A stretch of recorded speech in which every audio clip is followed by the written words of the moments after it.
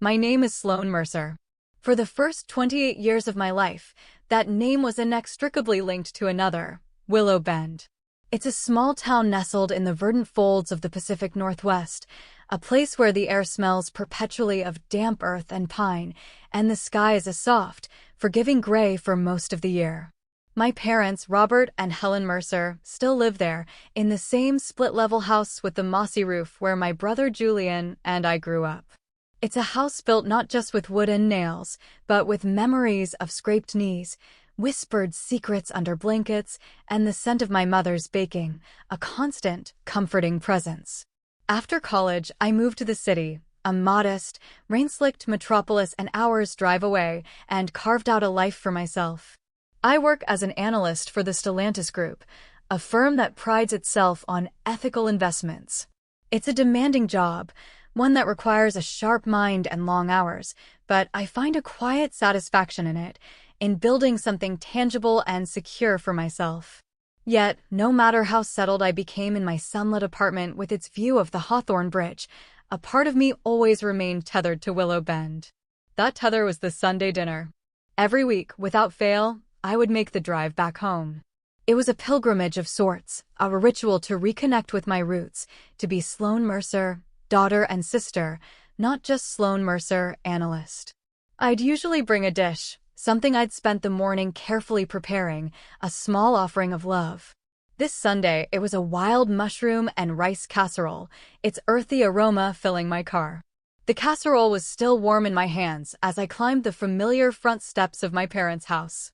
Rain from an earlier shower clung to the ferns lining the walkway, each droplet a tiny, perfect jewel. The scent of Mom's rosemary bread, a smell I associated with pure, uncomplicated happiness, wafted through the screen door. It mingled with the low murmur of voices from the kitchen. I was about to knock, a familiar rhythm I knew by heart, when I heard my name. Sloan won't be a problem. She never says no to family. That was my father's voice. Robert Mercer, a man of few words, whose quiet pronouncements carried the weight of scripture in our household. I froze, my hand hovering just inches from the wooden door, the casserole dish suddenly feeling impossibly heavy. But Robert, $250,000? It's a fortune. How did he even? My mother's voice was a thin, frayed wire of anxiety, a tone I recognized from times the mortgage was tight or the car needed a new transmission, but amplified to a terrifying degree. It doesn't matter how, Julian, my older brother, cut in. His voice, usually so full of breezy, entrepreneurial charm, was sharp and brittle. What matters is that I need it handled.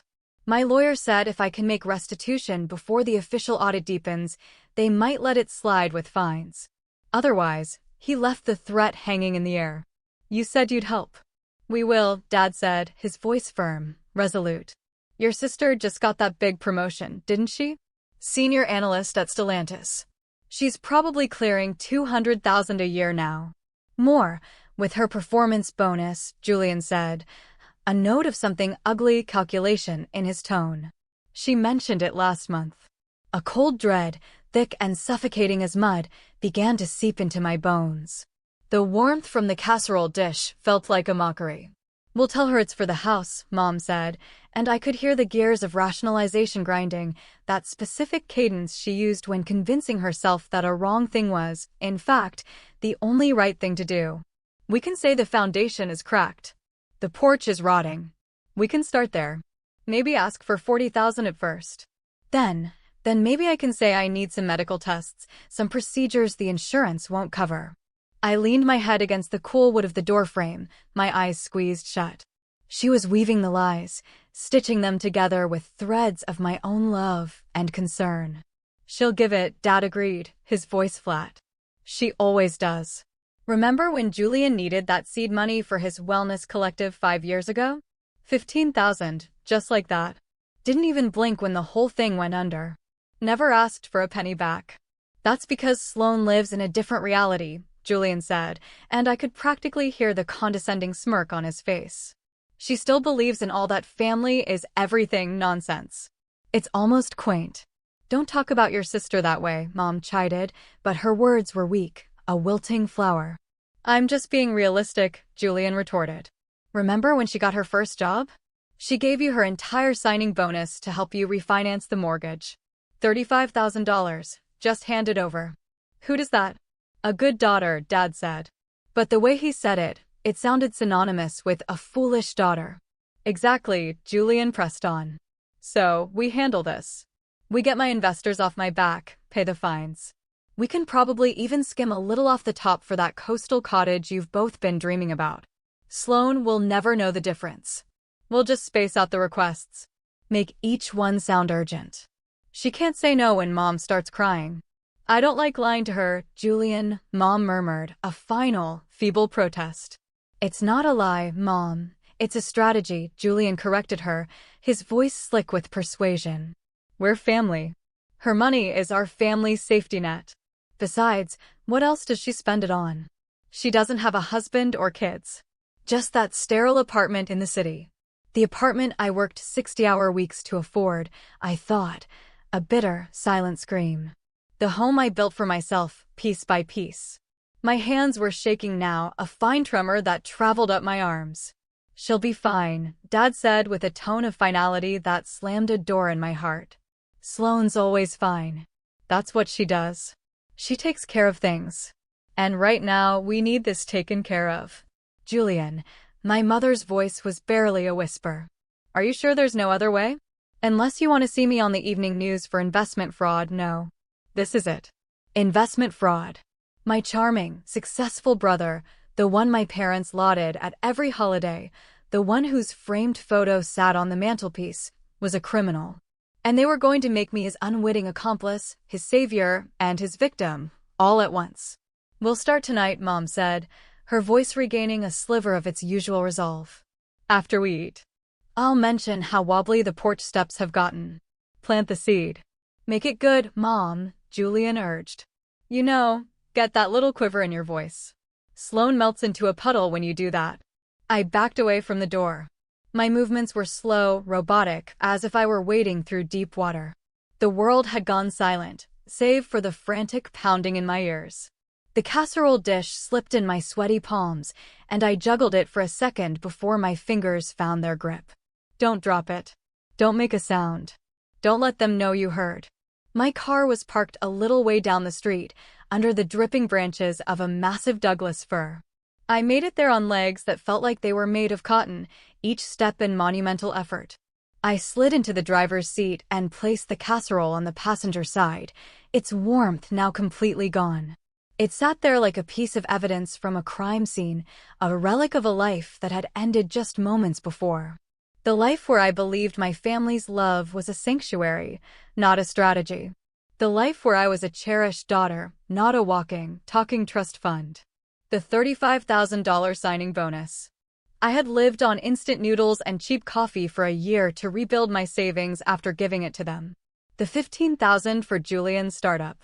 I had quietly canceled a trip to Italy I'd been dreaming of for 3 years to give him that. Every sacrifice, every time I put their needs before my own wants, I had chalked it up to love. I was being a good daughter, a good sister. But to them, I was just a good mark. A naive fool to be bled dry. My phone buzzed on the console. A text from Mom. Where are you, sweetie? The bread is getting cold. I stared at the glowing screen, the cheerful words feeling like a physical blow. My thumbs felt clumsy, alien, as I typed back. So sorry. Just got called into work. Urgent project review. Have to take a rain check. The 3 little dots appeared almost instantly, a frantic pulse. Oh no. That's a shame. We had something important we wanted to discuss with you. Can it wait?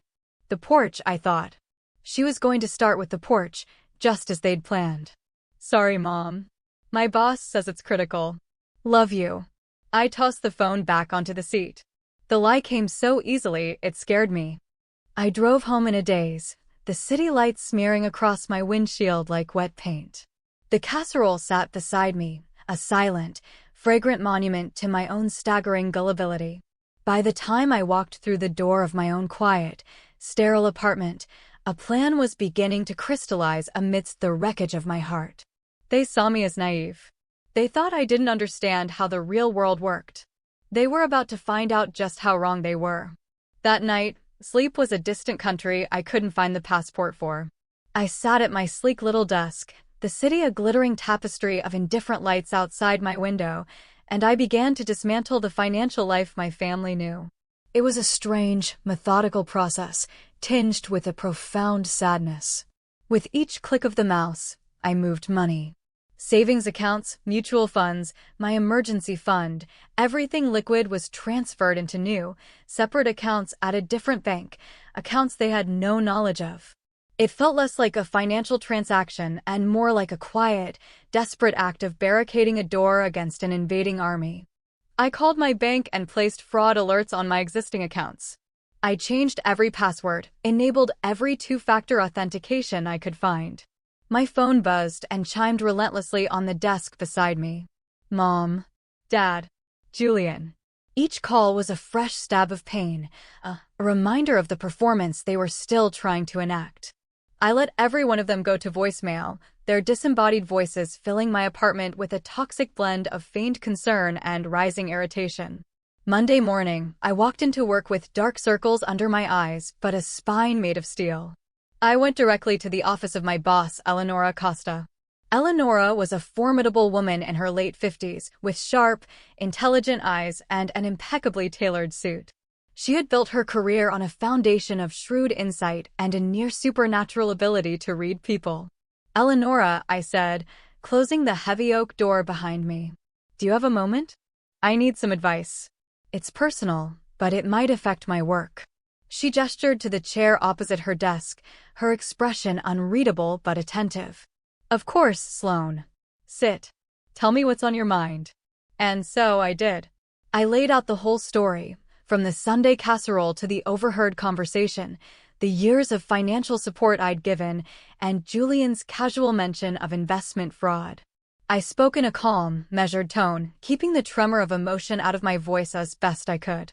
Eleonora listened without a single interruption, her fingers steepled under her chin, her dark eyes never leaving mine.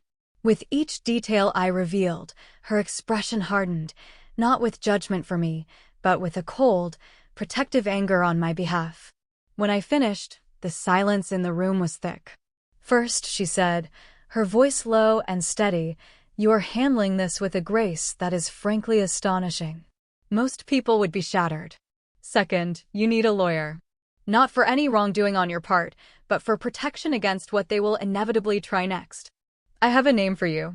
She's the best. She scribbled a name and number on a notepad and pushed it across the desk. Third, she continued, leaning forward, and this is the most important part, document everything. Every past gift, every phone call, every text message from this point forward. Create a timeline. Data is your armor.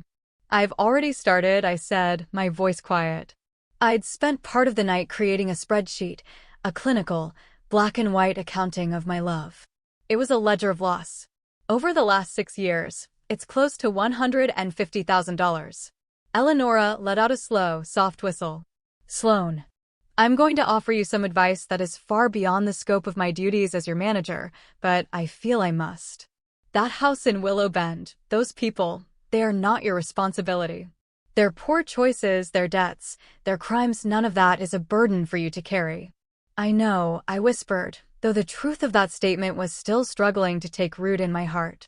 I'm also going to suggest something else, she said, her eyes softening with something that looked like genuine care. We have an opening for a senior analyst in our Edinburgh office. It's a significant promotion, both in title and compensation. And more importantly, it's 4,000 miles and an ocean away from Willow Bend. She paused, letting the words sink in. Think of it as a fresh start. A place where you can build on your own terms. The position is yours if you want it. Edinburgh. The name itself sounded like a refuge, ancient, stone-built, and worlds away. A place where no one knew me as the good daughter. When would I need to decide? I asked, my mind reeling. Take the week, she said. We'd handle the visa, the relocation, all of it. Just consider what life could look like if you weren't constantly bracing for the next request. That night, the calls and texts escalated into a frantic storm. 23 missed calls from my mother. 15 from my father. 31 from Julian. The voicemails became a progression of emotional blackmail. Sloan, this is ridiculous. Call your mother. She's worried sick. Sweetie, please, what's wrong? Did we do something? Just talk to us. Stop being such a drama queen and pick up the damn phone, Sloan. This is serious. Julian needs us. Family helps family. On Tuesday, I decided to answer. It was Julian. Jesus, Sloan, finally. Where the hell have you been? He demanded, no pretense of concern in his voice, only exasperation.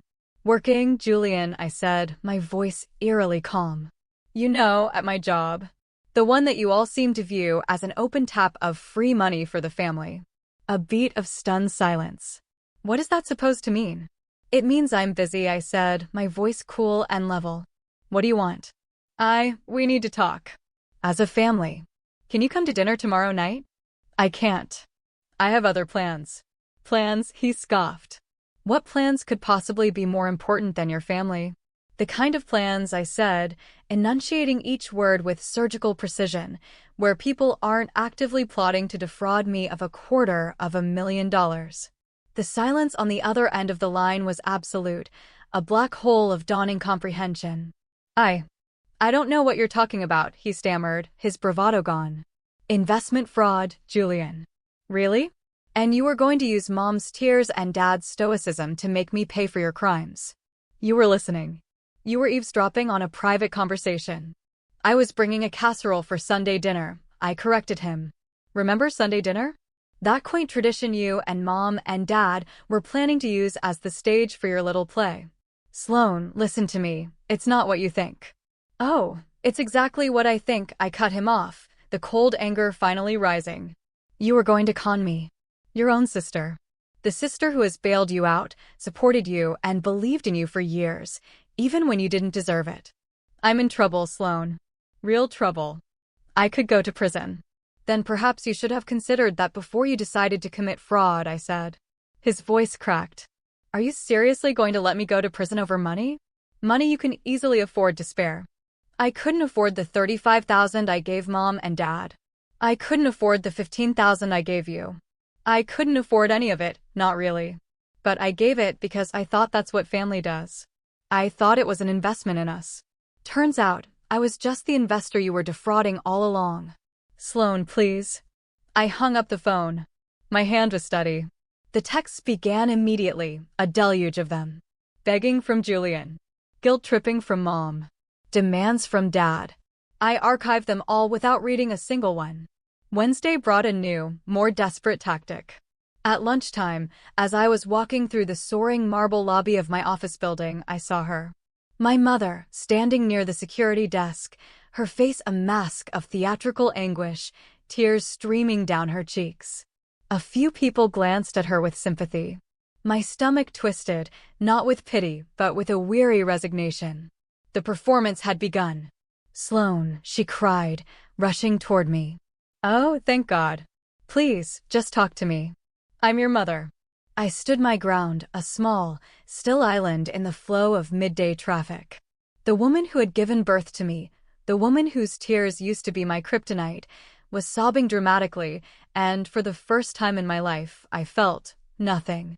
The emotion seemed hollow, manufactured for an audience. We can talk, Mom, I said, my voice clear and carrying in the echoing space. Right here. Her eyes widened in panic. Here? Can't we go somewhere private? A coffee shop. No. I think here is fine. Say what you need to say. She wrung her hands, glancing around at the curious onlookers. This was not part of her script. Your brother. He's in so much trouble. I know. Investment fraud. He told you? He made some mistakes, Sloan. But he's family. We have to help him. No, Mom, I said, my voice gentle but unyielding. You have to help him. He's your son. Use your money. We don't have that kind of money, you know that, she hissed, her voice dropping to a conspiratorial whisper. Then perhaps Julian should have thought of that before breaking federal law. Her face hardened, the faux grief melting away to reveal raw, frustrated anger. How can you be so cold? This isn't you, Sloan. You've always been so kind, so generous. You're right, I agreed, and a sad, small smile touched my lips. It isn't the old me. The old Sloane would have already been transferring the funds. The old Sloane would have believed you when you said you needed help with the porch. But the old Sloane didn't know that her own family was sitting in a kitchen, laughing about how to manipulate her. My mother's face went chalk white. How? How did you? Does it really matter how? What matters is that I know. I know exactly what you all think of me. I took a step closer, my voice dropping but losing none of its intensity. I'm the naive daughter. The family ATM. The quaint one who doesn't understand how the real world works. The one who melts into a puddle when you cry. Should I go on? Real tears began to well in her eyes now, tears of shame and humiliation, not of sorrow. We were desperate, she whispered. No, I said softly. You were greedy. And you were willing to sacrifice my trust, my love, to satisfy that greed. There's a difference.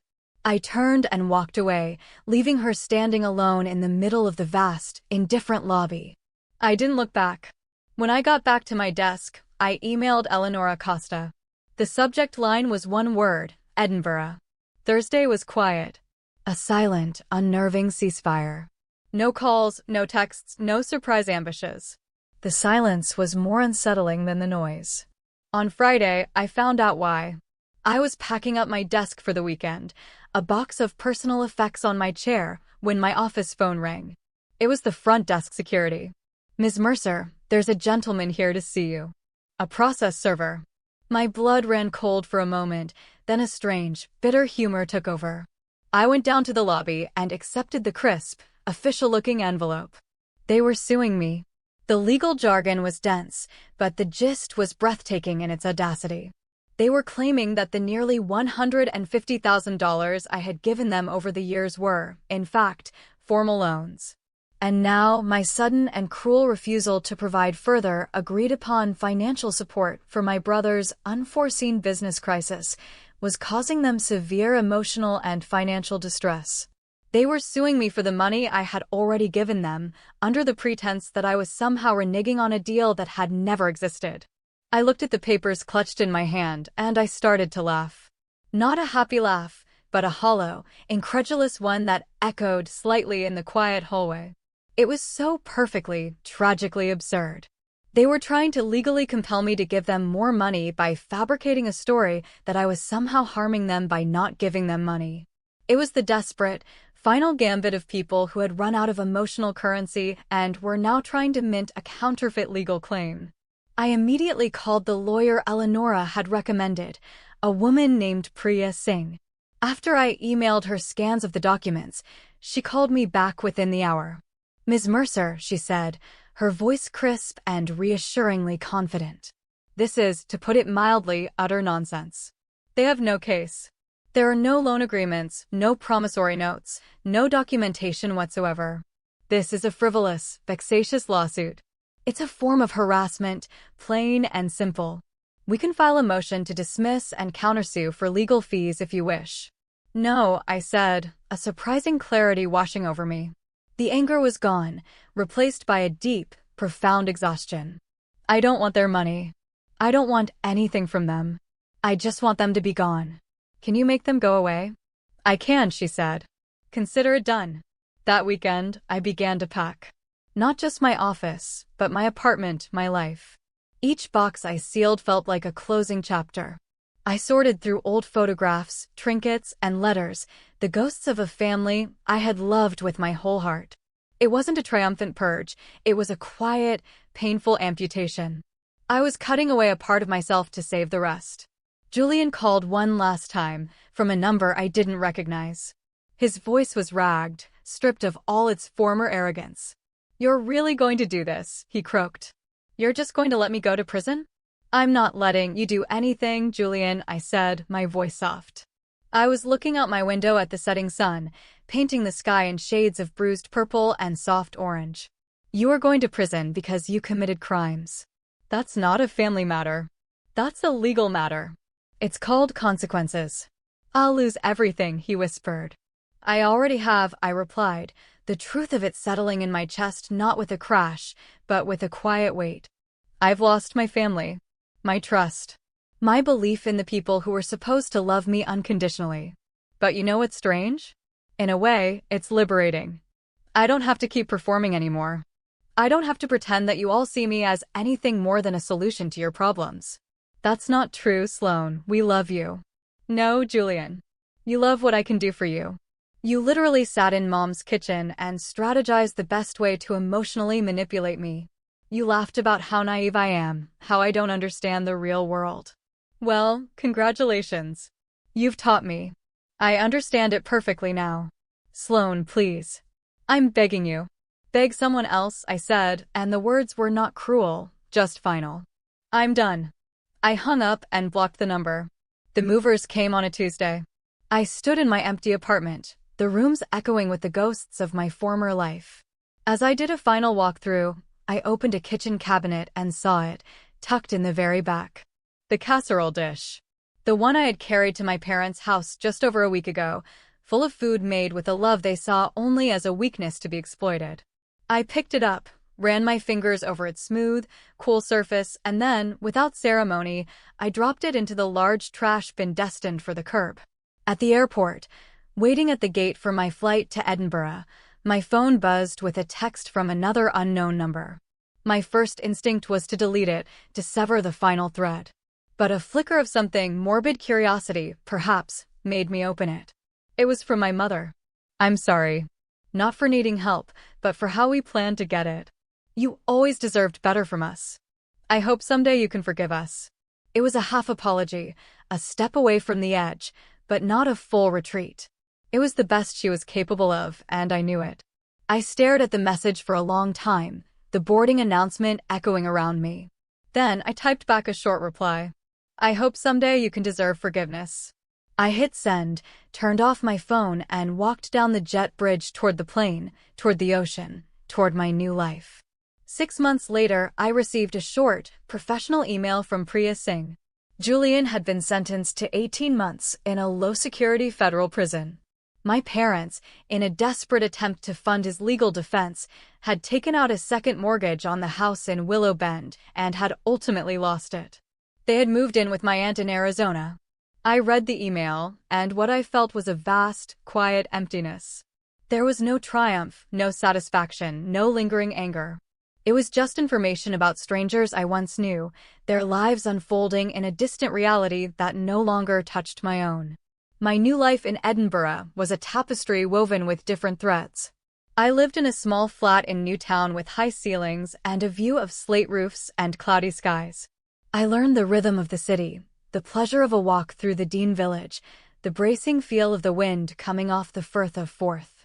I made friends at work, people who were interested in my thoughts, not my bank balance.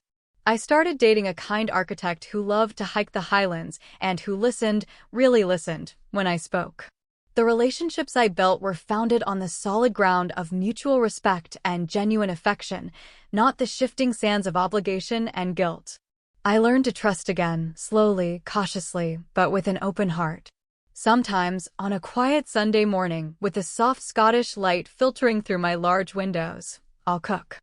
Not a casserole, but perhaps a hearty soup, or I'll bake a loaf of bread, filling my own small home with a warm, comforting scent. And I'll think of the girl I used to be, the one who carried her love in a Pyrex dish, hoping it would be enough. That girl is gone.